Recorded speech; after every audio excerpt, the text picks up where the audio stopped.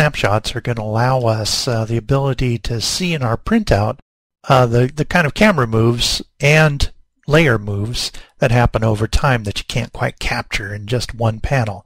So the way that we're going to do that is we need to see a timeline. So you can go to your timeline view, or if you have a custom-made view that includes the timeline, that's fine too. But the only place that we can put on snapshots is where we have a timeline.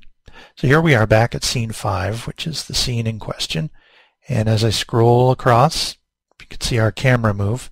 If we don't have any snapshots in place, only this image that we see in the thumbnail is going to appear. Basically, it's an image of what the panel looks like in the very first frame.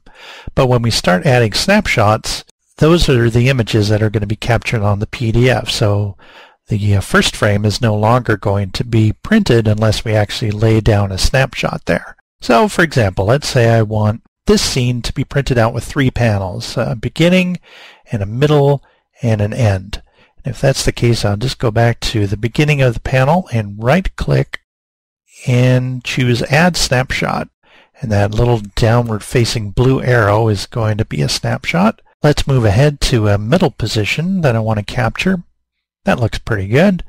I'll right-click on the timeline, press Add Snapshot, and then one more image at the very end of the panel. Will be very nice from our printout. Add Snapshot, and then I get 3 downward-facing arrows. Take a look at the thumbnail preview down here in the timeline.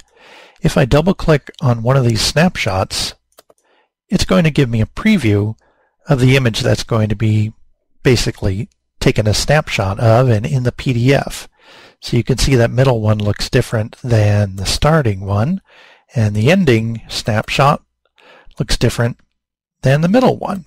Let's go over to the PDF workspace so we can check out what it's going to look like when we export it to PDF.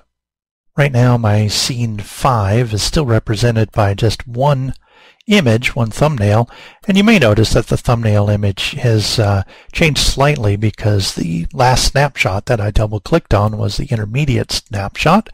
But the most important thing is for us to jump over to our PDF export panel, scroll all the way down to the bottom, and do a quick preview so we can see what our 3 snapshots look like instead of just the one panel.